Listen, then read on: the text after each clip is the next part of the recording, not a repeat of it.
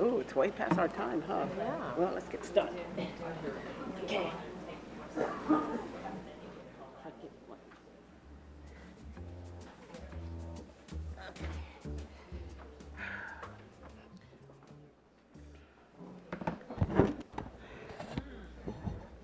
I would like to welcome everyone to our December 7th regular board meeting.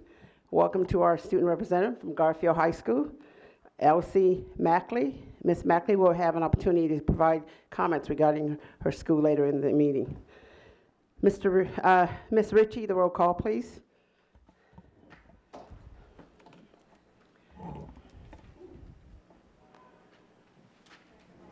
Here. Here. Here. Here. Here. Here. If everyone would please stand for the Pledge of Allegiance. I pledge allegiance to the flag of the United States of America and to the republic for which we stand, one nation, under God, indivisible, with liberty and justice for all. We don't have any recognition this evening.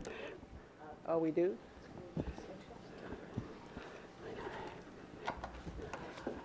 Well, then how come it's not on here?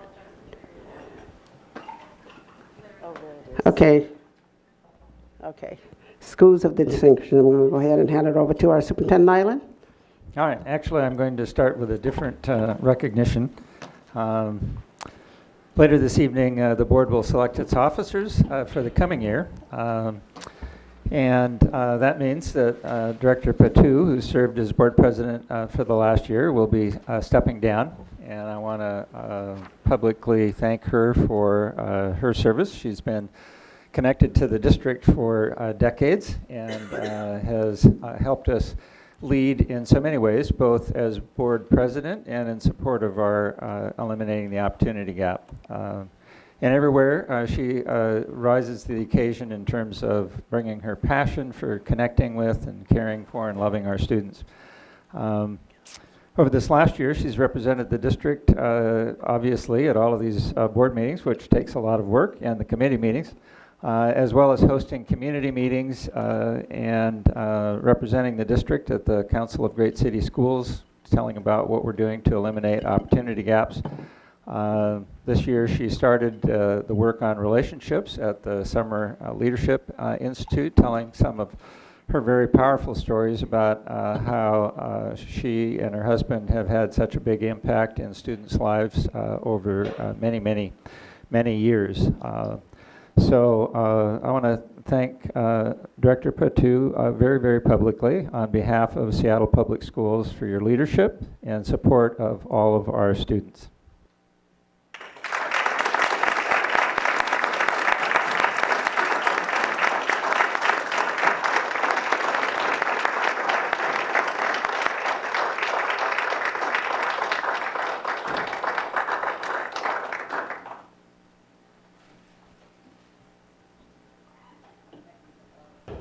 Thank you, Dr. Nyland. I was not expecting this, but I actually wanted to, I was going to give my speech beforehand, but I guess it's time to go ahead and give my farewell speech. It's really been a privilege to actually to serve Seattle Public School as president for a whole year. Being president is actually not a very easy thing, because when you are president, you have to worry about all 54,000 kids that we serve in Seattle Public Schools. And at the same time, looking how the work that's very important to move us forward in terms of all the various goals that we have set as a board in order for us to be able to move this district forward.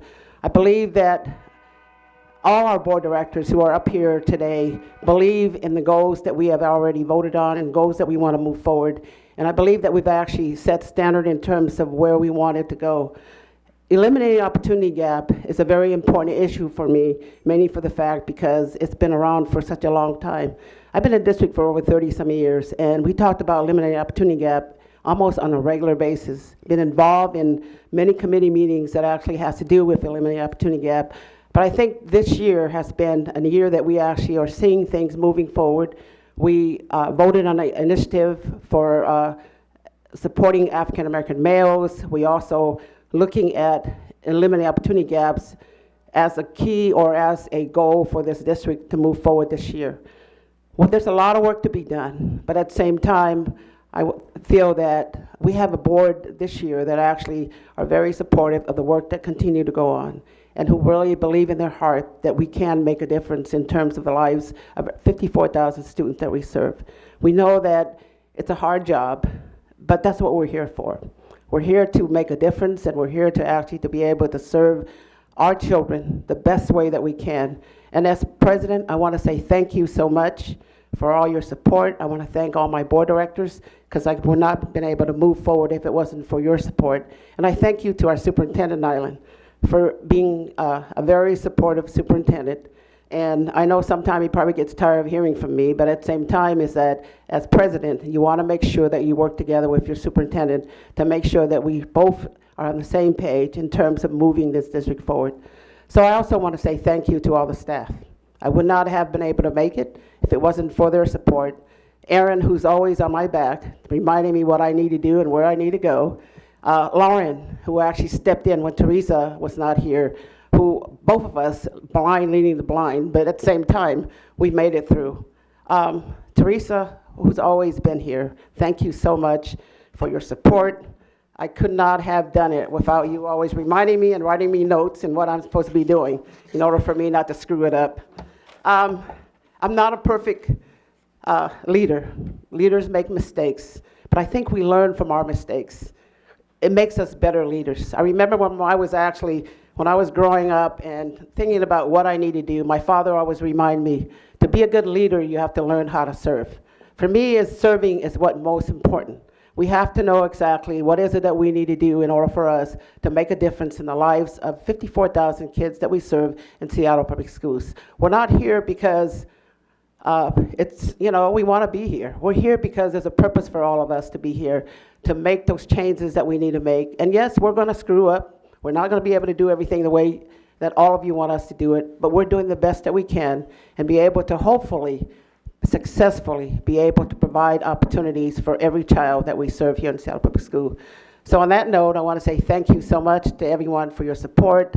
I hope as a leader I made some difference, and at the same time, the next person that comes on, I know she'll do a great job. So thank you very much for that support. And I have another thing that I needed to read before I actually close up.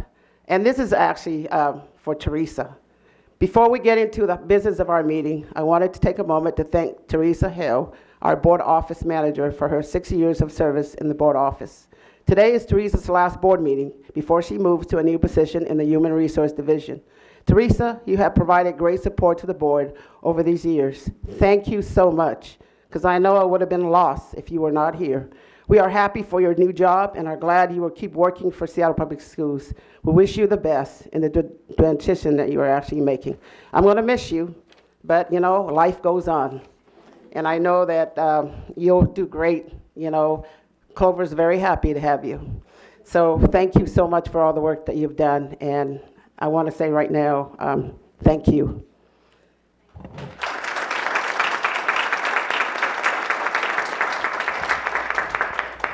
All right.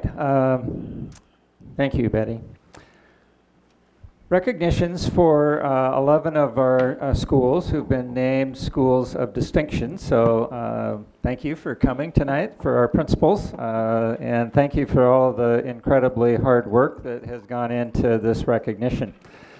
Statewide, we've got, I think it's the, now I won't get the name right, CEE, whatever that stands for.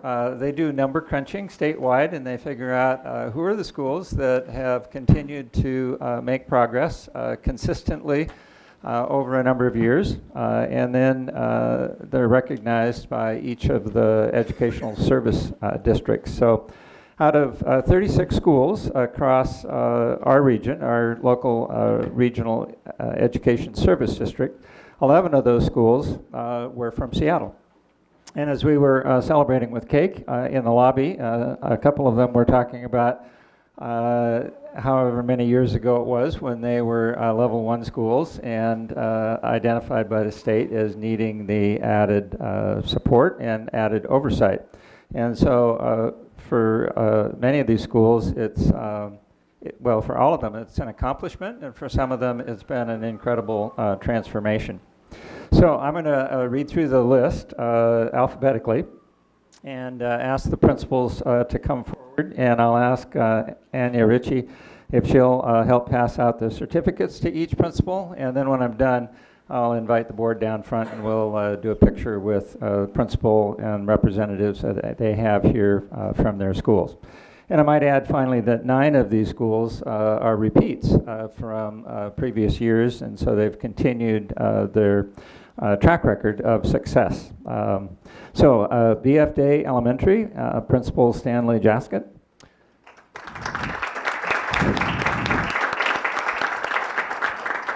Broadview Thompson K-8, Principal R.J. Sammons, represented by Assistant Principal Carmen Nordhagen. Cleveland High School, Principal George Breland.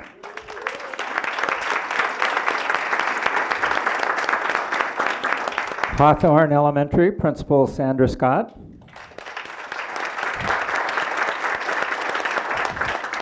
Madrona K-8, Principal Mary McDaniel. Olympic Hills Elementary, Principal Stacy Crum.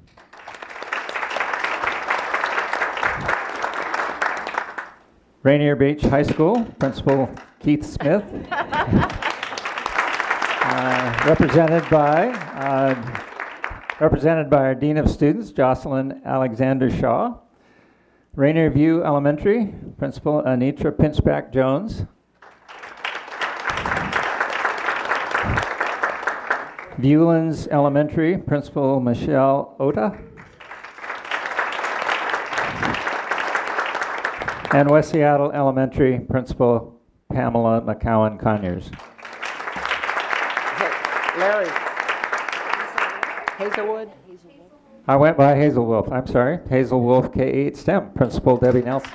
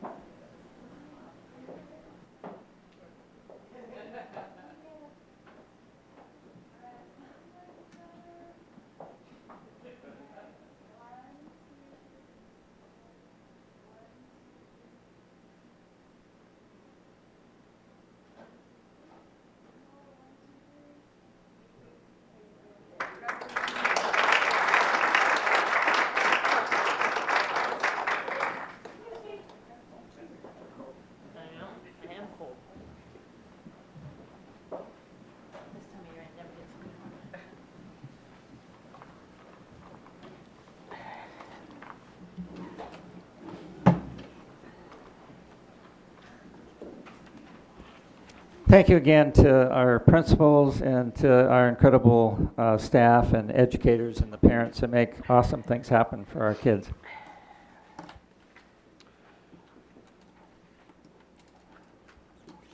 You might as well go ahead and continue on. Because we don't have a student We don't presentation. have, A student okay, presentation tonight. superintendent comments? Okay. Yes. We don't have any student presentations tonight. Transportation proved to be a problem for Washington Middle School. This evening, I'll be sharing some highlights with regard to our strategic plan, some critical issues that are coming up, some of the good news and highlights, and some of the community engagement opportunities throughout the district. Starting with some of the highlights from our SMART goals, which are based on our strategic plan. One of the programs that we've mentioned a few times, but I will take an opportunity to mention again, is My Brother's Keeper. My Brother's Keeper is part of the President's initiative to eliminate opportunity gaps. Aki was one of the first 10 pilots in the nation a year ago, And Seattle is now one of 30 districts that is working on implementation of My Brother's Keeper. They identified at Aki 60 African American students and provided success mentors for each of those students, and presented some pretty incredible results over the last semester of the last year. As a result of that, the mayor included in his budget $1.5 million for eliminating the opportunity gap, part of which will fund extending My Brother's Keeper to 5 middle schools. The program will be extended to McClure, Denny, Mercer, and Washington Middle School. And Sarah Pritchett, Executive Director, is the district's team captain for making this work happen. So thank you to the city, thank you to Sarah, and thank you to each of these principals for stepping up. It seems like a very specific, very targeted program that has been demonstrated nationally and has been demonstrated here locally. Improving community engagement is one of the key goals that the board has set for us, and it's also part of Goal 3 for our strategic plan. The Human Resources Department is supporting that goal by setting up problem-solving classes for district staff and for principals. And they've also engaged the staff here at the John Stanford Center in surveying climate. And we had 400 and some employees participate in that, so it was a very good participation rate. And there was lots of good news in there. 93% said that they were proud of the way that their work contributed to the mission of the district. And they pointed out that there were areas for improvement, especially in terms of how conflicts are resolved in a timely and effective manner.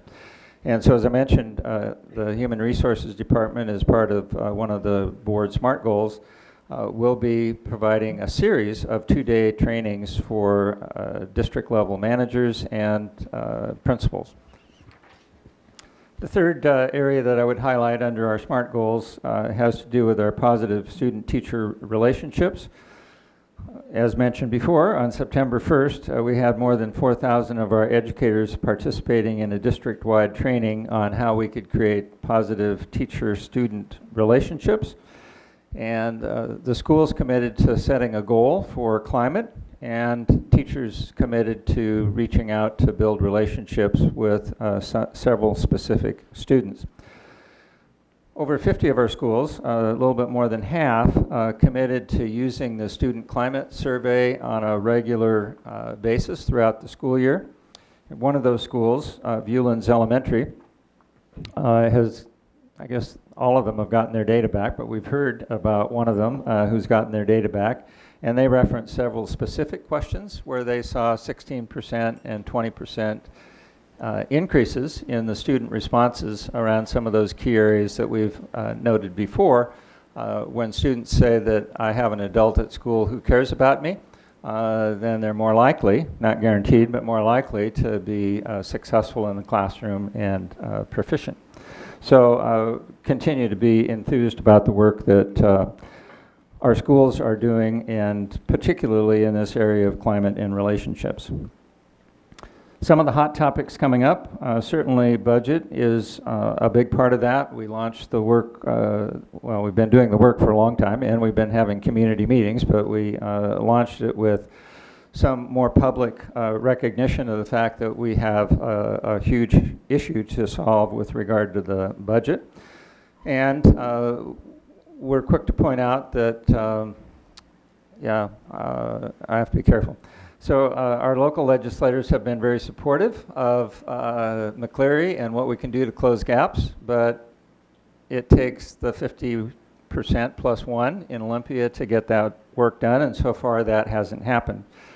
As a result, we have $100 million, more than half of our levy, that goes into salaries in order to pay competitive salaries. And that's called out in the Supreme Court ruling of October 6th, 2016, as being one of the areas that the state is responsible for under McCleary that they have not yet addressed. Furthermore, the legislature said in their wisdom many years ago that surely they would have solved McCleary by now, and so therefore we would no longer need a portion of our school levy. And so $30 million in our school levy that's already been approved by our local taxpayers goes away at the end of this year. So between those two, we have a $74 million shortfall. That's essentially pretty close to what a levy failure would be. And it's been decades since we've seen a dramatic cut such as this. And it's unfortunate that had the legislature done their job in earlier sessions, this would not have to take place. And in fact, there was concerted testimony last year saying that the levy cliff was here, it was real, and that it would be too late to address it during this particular session. So we've shared that information with families, we shared that information with staff. We met with principals in this room yesterday and asked them to share that information in the buildings. And we have several more meetings scheduled throughout the community. Our goal is that we will be bringing to the board on January 11th a list of what those cuts look like. 74 million is 10% of our budget, and so we will do our best to protect certain portions of the budget, but cuts of that magnitude will probably touch on virtually every part of the district. We have heard some testimony about, well, just say no, don't do it, and that's not really an option for us. We're required by law to have a balanced budget and to make a budget within the resources that we have, and we don't have those resources. So we'll need to move forward and plan for the worst and hope that the legislature will take action in a timely way. For us, that means that pretty much at the beginning of the session, we have to notify staff by the 15th of May if they're not coming back.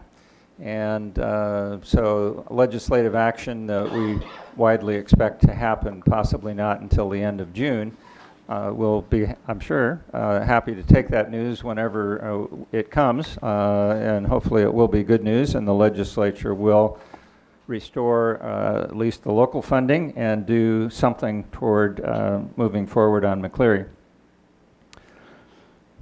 Might comment as well that the mayor the city has been a good partner in so many ways, from the Families and Education Levy to preschool to the money that the mayor just put in his budget. And they will be working with us in terms of their lobbyist will be working with our lobbyist in terms of making the legislature aware of the impact that will happen here. And we do have on our website a more complete statement from the mayor about how they may be able to help. Eliminating the opportunity gap is one of the most important parts of our work, and as I say, as we go through the process of cutting budget, we want to do everything we can to continue that work, recognizing that it will be challenging for us to balance the budget. One of the issues that we've been working on for a number of years, kind of semi-related to the change in bell times this year. A year ago, we agreed with our partner, SEA, that we would add 20 minutes to the length of the school day to be more comparable to what other districts around the state are doing. And after surveying our parents, we found that we had a divided set of information depending on which tier parents were in. And so the tentative recommendation is that we would split the difference and add 10 minutes in the AM, 10 minutes in the PM. Virtually everybody was agreed that we wanted to go with an early release rather than a late start. And then as to the day, staff said that Wednesday would be best for professional development. Parents tended to prefer Fridays. We did note that in other districts, Fridays have been problematic for staff and student attendance. The Operations Committee, as they reviewed this item, asked us to do a cost analysis of what it would cost to move to 2 tiers, which would be a revisiting of how do we do the bell times work with a shorter, how do I say that? A shorter amount of exposure for the transportation piece and for the early and late start piece. The Transportation Department, doing their pencil work, thinks that they have the cost down from $3.8 million to $2.8 million, and we're in the process of analyzing bids now, and so we'll have a more precise number here very, very soon. If it is close to the $3 million that it costs to do that, given the magnitude of the budget cuts that we need to make, our likely recommendation is that we would need to retain the 3-tier system for at least the coming year. In addition, Peggy McAvoy, Assistant Superintendent for Operations, is working with schools to see if there are other alternatives. I think that we had tried earlier to see if there was anybody that wanted to switch to Tier 3, and if there had been, then we could trade. And I think there was some of those last year. This year we don't have any that we know of that are willing to trade into Tier 3. We do have some in Tier 3 that are raising some interesting suggestions about whether they could become a kind of a non-bust school in order to move into Tier 2. So Peggy McAvoy is looking at some of those. So far we're dodging the snow bulletins, right? But they seem to be getting more, coming closer, and it's certainly feeling like it in terms of temperature out there, although, as is the case often in Seattle, the temperature goes down and the clouds go away. So I think the forecast is for snow midday on Thursday, tomorrow, and possibly on Friday. So the city is been gearing up. They've been holding meetings with us. We're gearing up. We've sent out the notice to staff, so we're as prepared as we can be for winter weather. Moving on to good news. A lot of kudos from the community.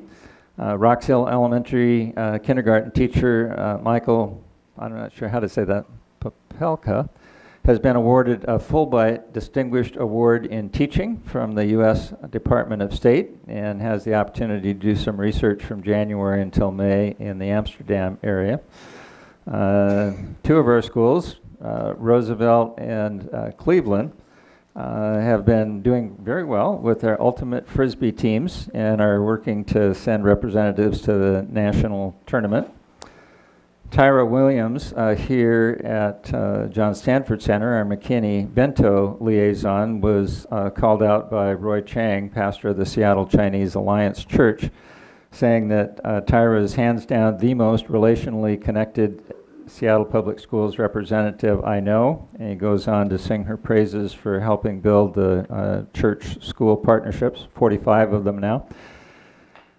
Ingram High School teacher Robert Van Ravensburg in the automotive program at Ingram High School received a very nice comment from one of the directors from the Shoreline Community College, talking about how good his technical skills were and how well he did at making sure that the students were employable.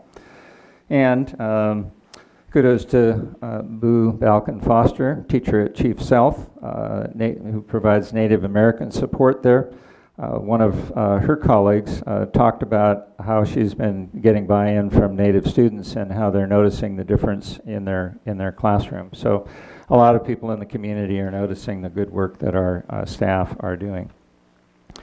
Other good news, we had a session here in this room last week. Keisha Scarlett, Director of Professional Growth and Educational Support, worked with HR to do a session for would-be principals in our district. So a lot of our assistant principals or people who'd completed their internship programs in our district were here and had the opportunity to learn about what's important for instructional leaders in Seattle, and had an opportunity to interact with representatives from the district administrative staff and from human resources.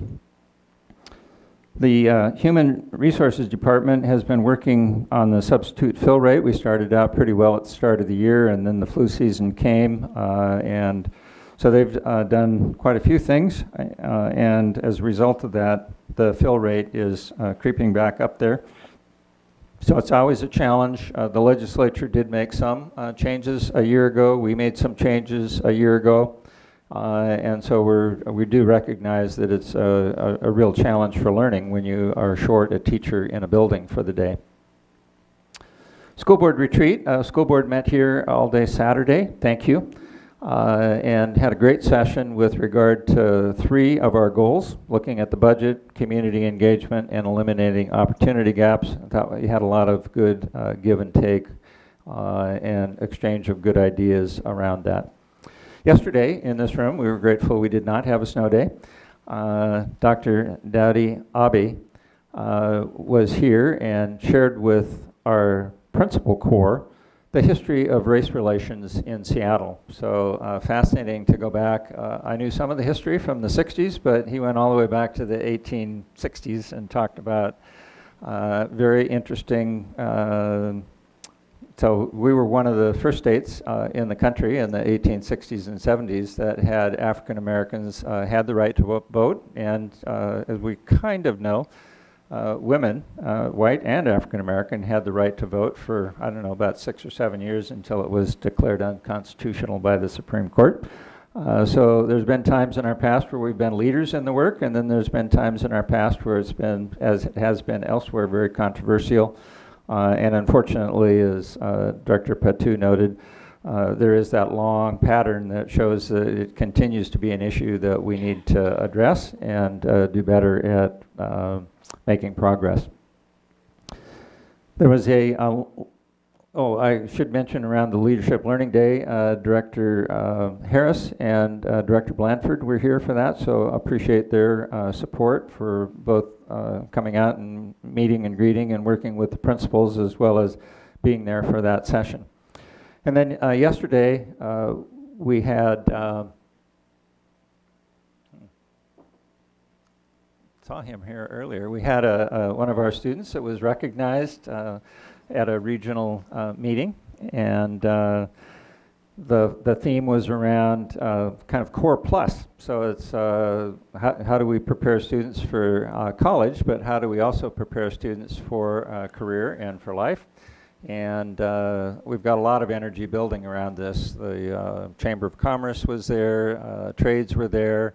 The Port of Seattle is putting money into this. So there's just quite a bit of impetus around what can we do to prepare our students for certainly college, but also career, and maybe particularly some of the technical opportunities that are available in our community. And again, thank you to Directors Harris, Geary, and Burke for attending that meeting. And then building resilience in the face of trauma is one of the areas that we have done a lot of work in. David Lewis has been very well received. I think about 4,000 of our, 4,000, that's too many.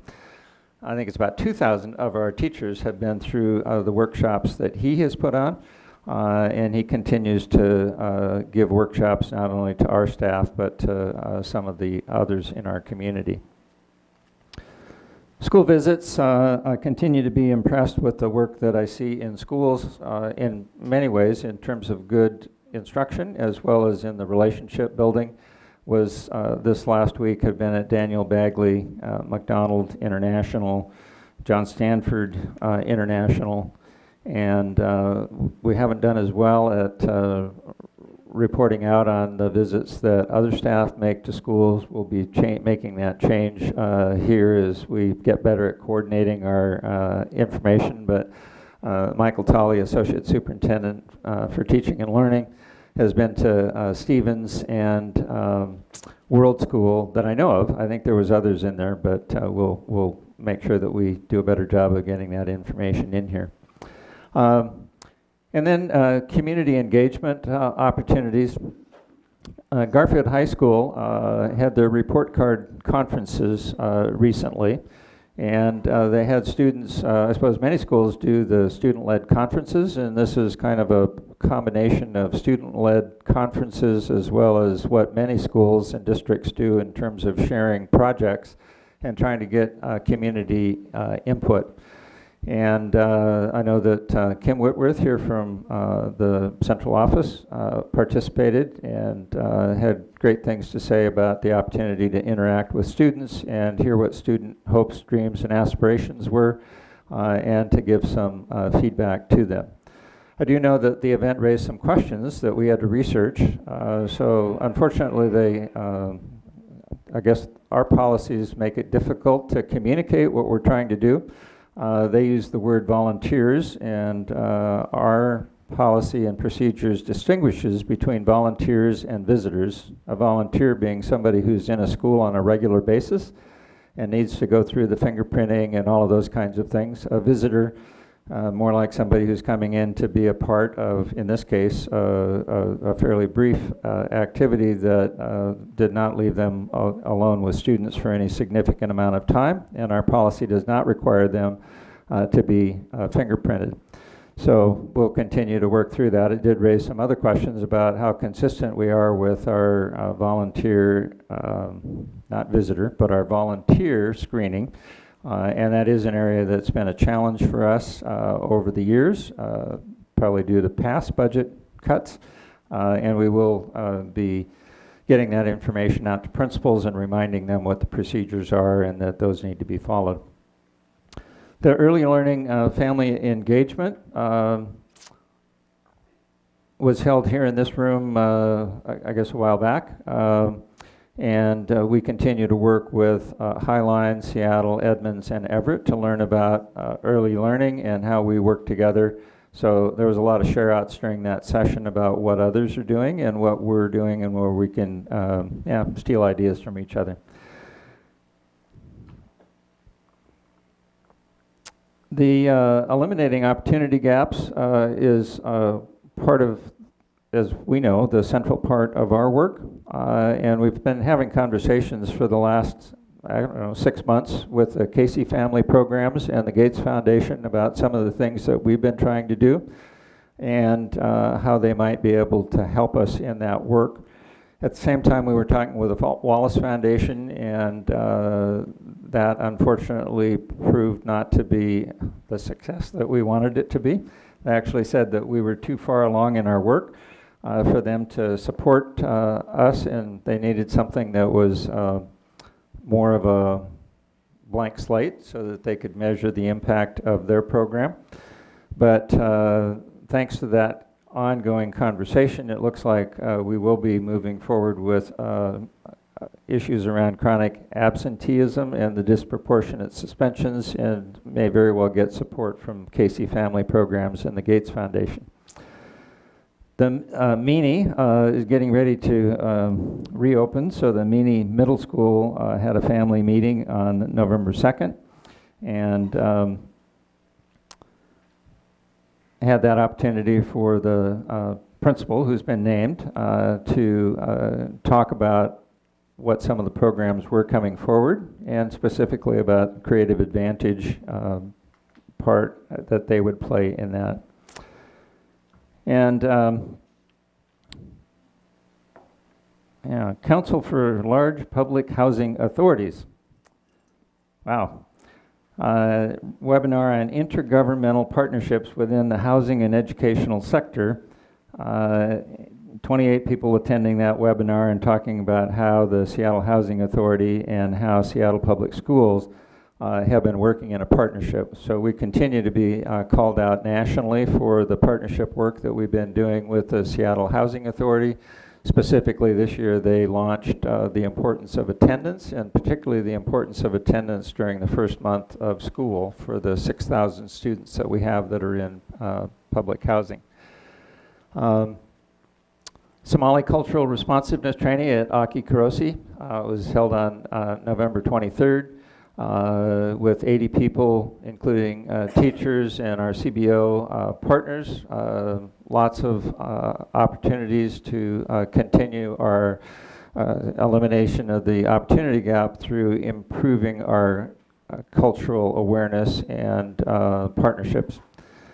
Seattle Council of Parent Teacher Student Association met with us recently, and they wanted to know how we were following up on the family engagement work. The Harvard seminar was actually held here in Renton this year, and it allowed us to send about 60 people rather than the 20 or 25 that we've been sending the last few years. They also had supported a lot of our work in terms of our eliminating the opportunity gap week in October by helping find some teaching materials that were helpful. And during our breakfast meeting during the Summer Leadership Institute, they had pitched Schools of Excellence, which is a national PTSA program. And they told us that 15 of our schools had joined in that program, which is, I think, about 40% of the number of schools statewide that have participated.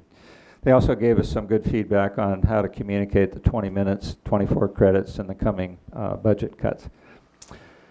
Have held several meetings around the student assignment plan, and that'll be coming up on the agenda later tonight, and I noticed that quite a few people want to comment on that. And then finally, upcoming community engagement meetings. The Community Engagement Task Force meeting will be on December 19th here at 6 p.m. We will be having an undocumented family informational event coming up in, I think it's next week.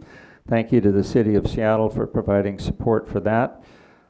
Cedar Park Community Meeting will be held on December 15th at 6:30 to begin to get input from the community about what that option school might look like.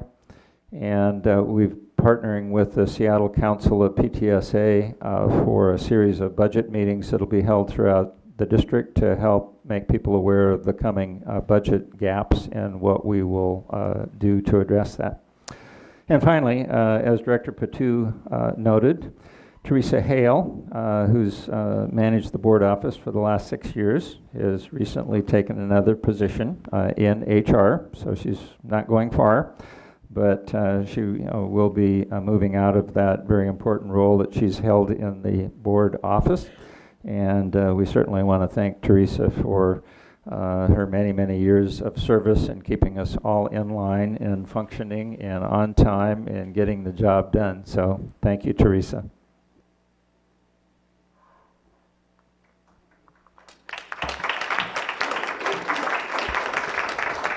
Thank you, Dr. Nyland. And now we're going to welcome Elsie Mackley. Miss Mackley is a member of the class of 2017 at Garfield High School and is the ASG Senator. I will now turn it over to Ms. Mackley for her comments. Oh, this is on, right? Thank you. I'm grateful to be here. My name is Elise Mackley. It's okay. Yeah, as you said, I'm the ASG Senator at my school. I've also had the opportunity to be on the task force for sexual assault and sexual harassment that happened a couple of years ago. And we, in my ASB class, had the opportunity to review the Student Rights and Responsibilities Handbook to provide feedback for that. So that was cool. I want to talk about that a little bit. So Garfield had the opportunity to welcome Rebecca Milliman to our school for a grant. And she's been working with us. And as a result of the task force, there was also an Office for Student Civil Rights made here. But I guess I don't really know what else has happened as a result of the task force besides the packets that were sent out. So, you know, counselors in schools and stuff like that, a school climate survey. So maybe you have answers to that, but I guess some other things, if I may bring up.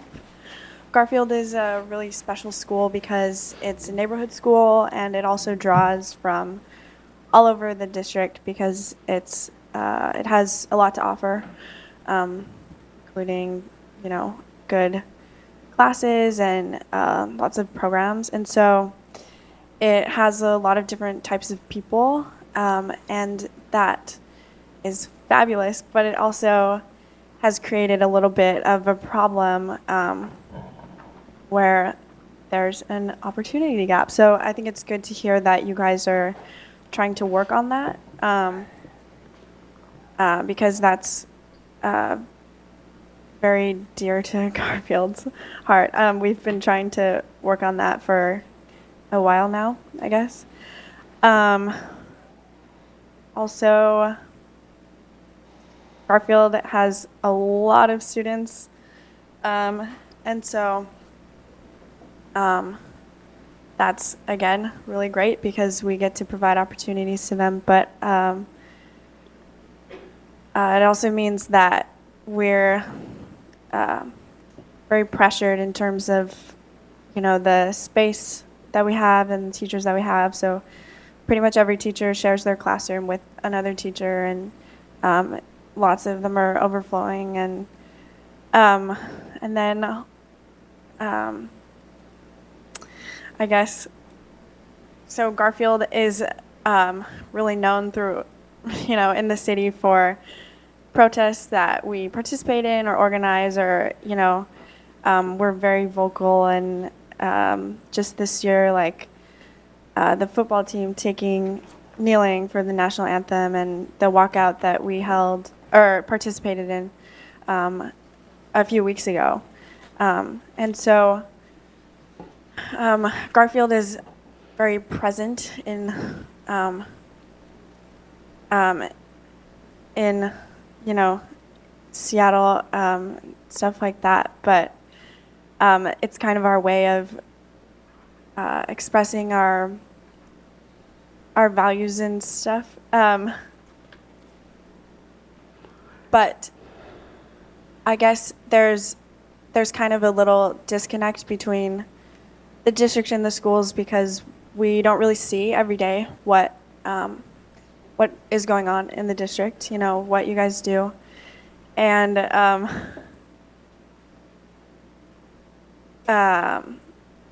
you guys work really, really hard every day, and everyone in the district does, but we don't see that. And so I guess it would be nice to know what you guys are doing. Anyway, I also am curious. Before we were asked to come and sit here with you guys, I didn't really know, and I guess none of the other ASB officers knew that this was a thing, that, you know, a student was asked to sit on the school board. And so I'm curious what you guys do with the comments that we make and the concerns that we express. And so, yeah, you want to answer that? Sorry. All right, yeah.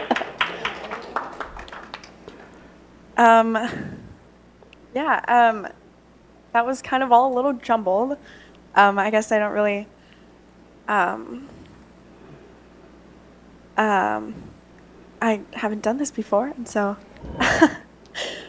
but I trust that you guys work very hard to see that all our needs are met, and thank you for having me. I'm glad that I get to stay for the rest of the meeting.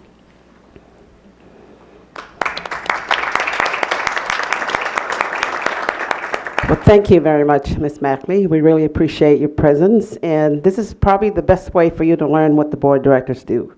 This is our monthly board meetings that we have, and this is where we actually, communities can come and yell and scream and ask questions, and it's our job to hopefully to comment and make comment that, you know, whether we support or if we screwed up, we can admit that. But this is the best way to be able to see the board in action.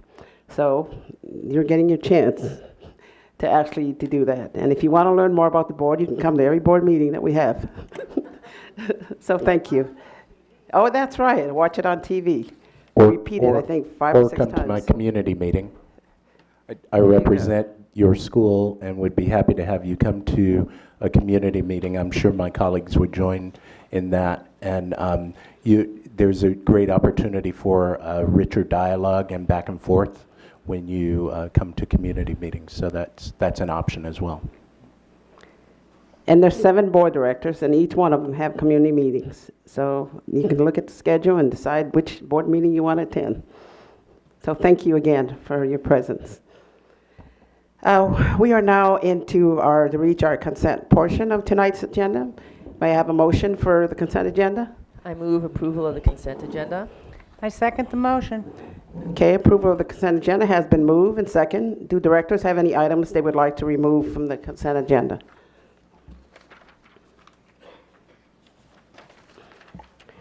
Okay, see that there is none. All those who are in favor of the consent agenda, signify by saying aye. Aye. Those who oppose? Okay, the consent agenda has passed. And now we will now move to the election of officers. As the secretary of the board who presides over the election process, I will now turn the gavel over to Superintendent Nyland. All right, thank you. Yes. This is the 2 or 3 minutes during the year when I have the opportunity to run the board meeting. Before I open the floor for nominations, I'd like to review the election steps. We have 3 officer positions, president, vice president, and member at large, and I'll take nominations from the board. A second is not required for the nomination, but can be made. After all the nominations are made for a position, there'll be an opportunity for directors to provide comments before the voting. And then after the comments have been concluded, the board will vote for each position in the order that the nominations were made. By law and by board policy, the voting will be conducted by a roll call vote. The voting will conclude at the point when one nominee gets 4 or more votes. After the president has been elected, we'll move on to the vice president and then to the member at large. So in summary, for each position, there'll be nominations, then discussion, and then the voting. At the conclusion of the election process for all 3 positions, each new officer will have an opportunity to provide their remarks. So, nominations are now in order for the office of president. I nominate Sue Peters for president. Sue Peters has been nominated for president. Are there other nominations for president?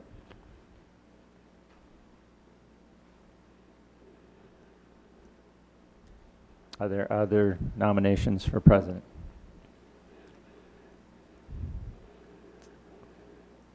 If there are no more nominations, I close the nominations for president. Would any directors like to make any comments at this time?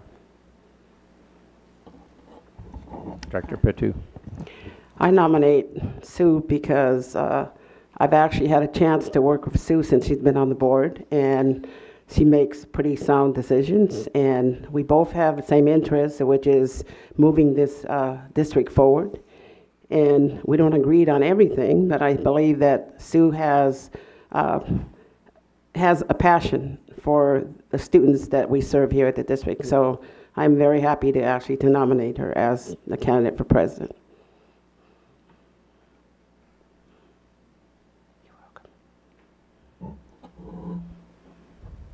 Dr. Harris. I have had the privilege of working with both President Patu and Vice President Sue Peters this last year, and frankly, it's been a heavy lift. But one of the things that we've done is we've communicated well. We've worked well as a team. And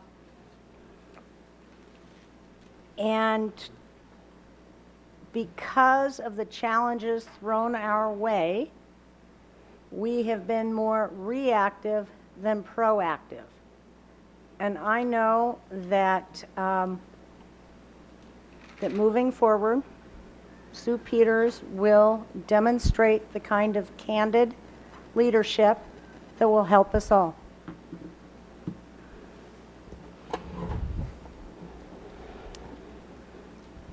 Ms. Ritchie, please call the roll for Director Sue Peters for president. Director Blanford, No. Director Burke, Yes. Director Geary, Aye. Director Harris, Aye. Director Patu, Aye. Director Pinkham, Aye. Director Peters. Aye. With 6 votes in favor, 1 opposed, this motion carries. Congratulations, Director Peters, on your selection as president. Thank you. Nominations are now in order for the office of vice president. I nominate Leslie Harris. I second. Leslie Harris has been nominated for vice president. Are there any other nominations?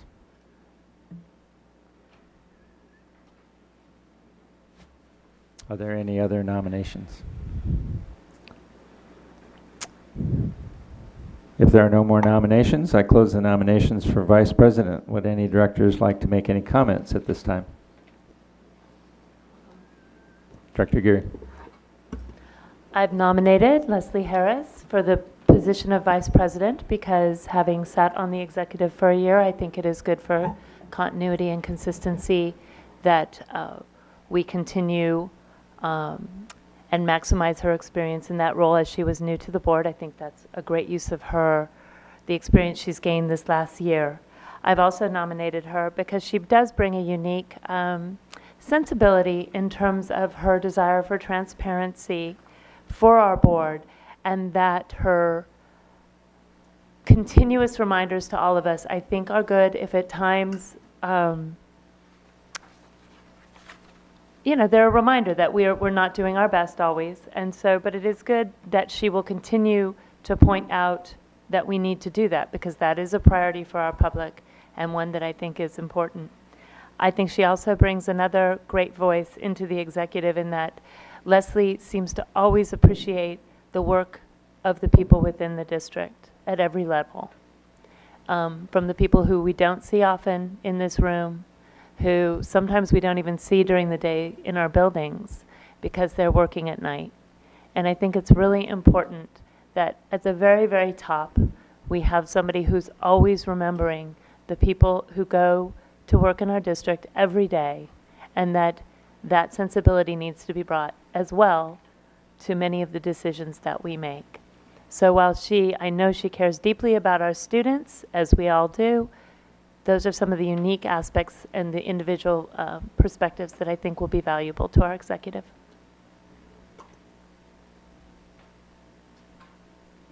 Director Peters. I am also very happy to support Leslie Harris as vice president. I've had the honor of working with her closely on the executive team this last year and really got to know her very well. And what I really appreciate from Leslie is her honesty, her tenacity, and her sense of humor. And what is absolutely undeniable about Leslie is her commitment, absolute commitment to the students and to doing her job well. She's one of the hardest working people I know, and she's a person of integrity. And so I'm very happy to support her as vice president.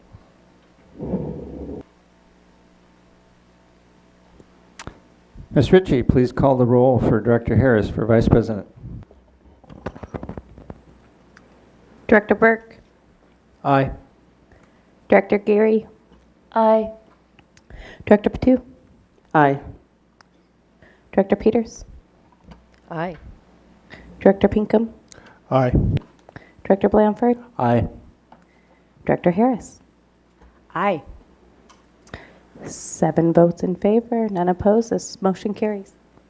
Congratulations, Director Harris, on your election as vice president. Nominations are now in order for the office of member at large, who serves with the president and vice president on the executive committee. Director Burke.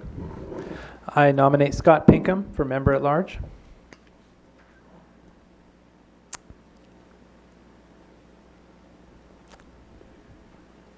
Director Pinkham has been nominated as for member at large. Are there any other nominations?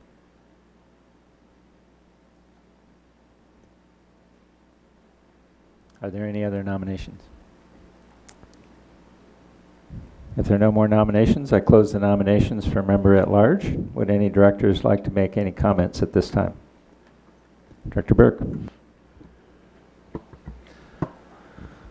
I'm enthusiastic about nominating Scott for the executive committee, as member at large. I think Scott represents a constituency that has consistently been underrepresented. He's been a tireless advocate for disadvantaged students, and I think that he brings a strength and a voice to the executive committee to support that work.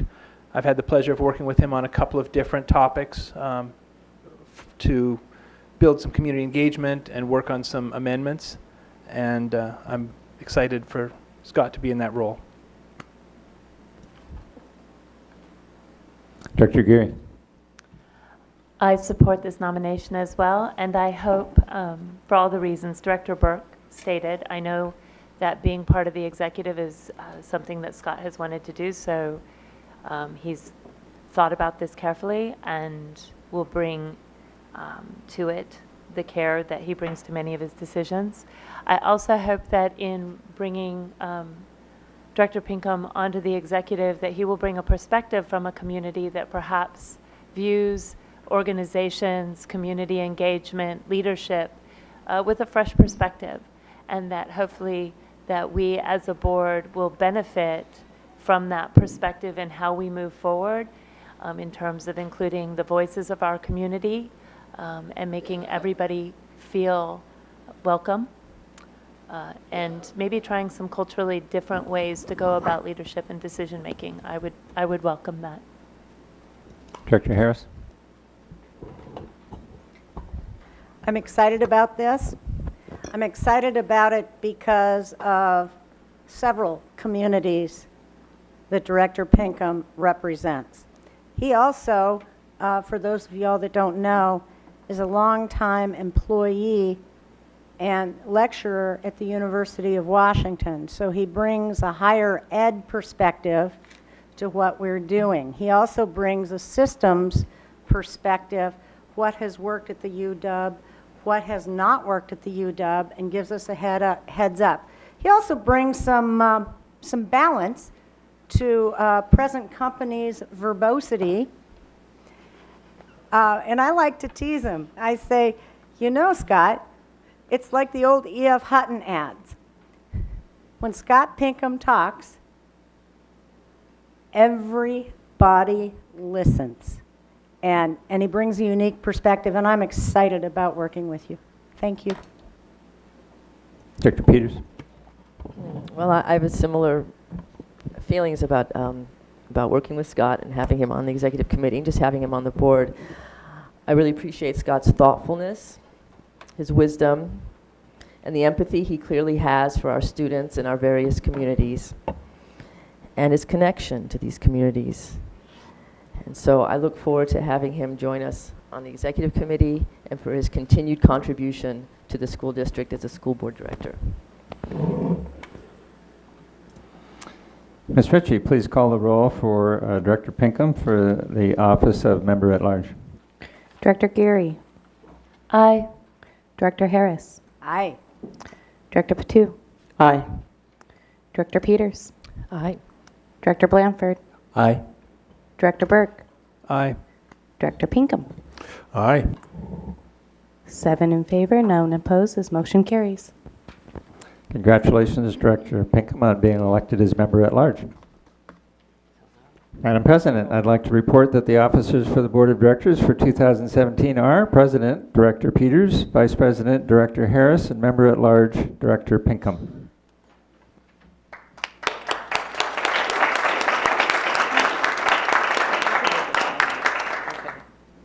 I would now like to invite our newly elected officers, beginning with the President, to offer any remarks that they'd like to make. Thank you, Dr. Nyland, and thank you to my colleagues for your support. For your trust and your confidence in my leadership. I greatly appreciate that. and I hope to help lead the district responsibly. It is definitely not something that any one person does on their own, whether it's a superintendent, a board president, or even the board. We are very much a community and a team, and we need to work together. I'm also honored to serve alongside such dedicated and conscientious colleagues on the board. We have a challenging year ahead of us in terms of figuring out a budget for the following year that may lack the resources that we need, and we have some difficult decisions to make. I am hoping that we can make decisions focusing on fundamentals and that we never forget the diversity of our students and our students' needs. I hope we can help the superintendent continue his work and help staff with what they need to do and give them what they need from us. And I would also like this next year to be a focus for us on the different kinds of learners we have within our district. I think this is something this current board has really brought to the fore, and that is we have lots of different kinds of students, lots of different kinds of learners, and there isn't any one way to reach them. And I think we have a commitment on this board to being creative and assertive and making sure every single one of our students fulfills their potential. So a year ago, when Director Patu was elected president, I had written a little speech for her, and for some reason we didn't do the speeches. And so I'm going to conclude with my speech about Betty, which is overdue, but I just feel it even more so after serving alongside her as board president.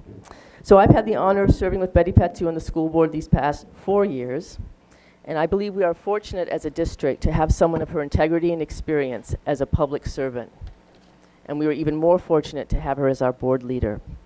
She has been honored with a litany of awards for her many years of service in various communities of color. 3 decades, I believe it is.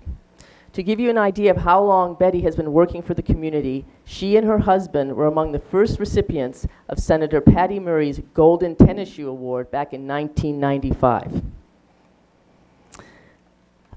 2 years ago, I had the pleasure of attending the University of Washington's MAP, which is the Multicultural Alumni Partnership Bridging the Gap Breakfast, to see Betty and her late husband, Von Paul, receive the Distinguished Community Service Award for dedicating their lives to the education and advocacy of all underrepresented students. She never loses sight of what matters and why we are here. What is best for our students? How does this benefit our kids? These are always the questions that underlie her actions. She has proven to be a strong voice for our students and communities. With nearly 8 years of experience on the board, she brings valuable oversight skills and knowledge to the position. What is especially remarkable about Betty is that her experience is real. She has helped kids get off the streets, encourage them to stay in school. I am convinced she has saved lives. Even now, former students come to her and tell her their lives took a different path because of her. She's a woman of courage and conviction, an honest voice that speaks from the heart, but with a solid sense of common sense. She has the strength of character to be humble, but is also fierce in her dedication to meet the needs of all the children of Seattle's public schools. I knew then, and I was proven right, that she had the honesty and integrity to be a powerful leader of our board in our district. She will be a very hard act to follow. Thank you, Betty.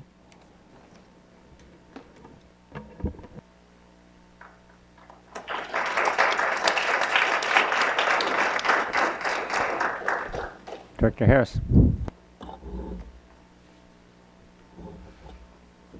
I was very humbled last year to be elected to the executive committee, and I'm even more humbled now.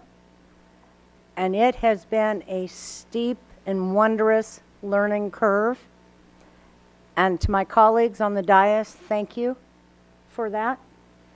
And to the staff in the audience and the folks that work every day and every night on behalf of our kids, on behalf of our community, thank you.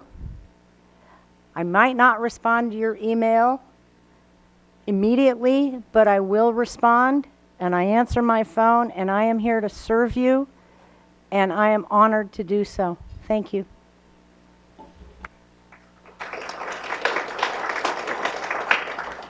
Director Pinkham.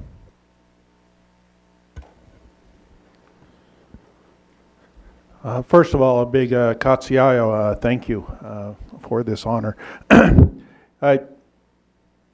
Taking this step for me to be the executive on the executive committee, I did also wanted to do it last year, toss my name in there, and I was humbled by Leslie because she got the votes and I didn't. But yeah, that's now I'm going to be right beside her and Sue Peters to hopefully, again, to work with the community and the schools and the school board to get them all working together for the students, because again, that's what we're here for. And our students aren't just one size that, that we need to find something that fits all. We need to make sure we're serving the needs of all our students, and hopefully I can bring that voice to the executive committee, and hopefully it's come across the time that I've been here, because I can't believe it's been a year. It's been a year since we've been here on the board. And I look forward to this. I know there's going to be definitely some challenges, but the trials and tribulations that we all go through, I think, make us better people. And the trials and tribulations that our school will go through will make it a better school.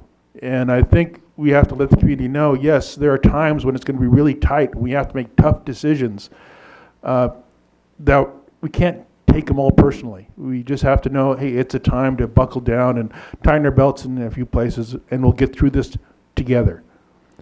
Not with one group out exceeding the other, but we'll get through this together, hand in hand. And again, I appreciate the comments that my fellow board members made, and it made me feel a little bit, oh, gee, humbled myself. Again, Katsiayo, thank you.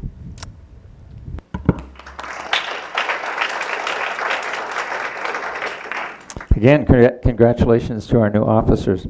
I would note that our new officers will take their roles immediately, but for the sake of logistics, directors will remain in their current seats for the remainder of tonight's meeting. I now turn the gavel over to our new board president, Director Sue Peters, to take the meeting into a brief recess.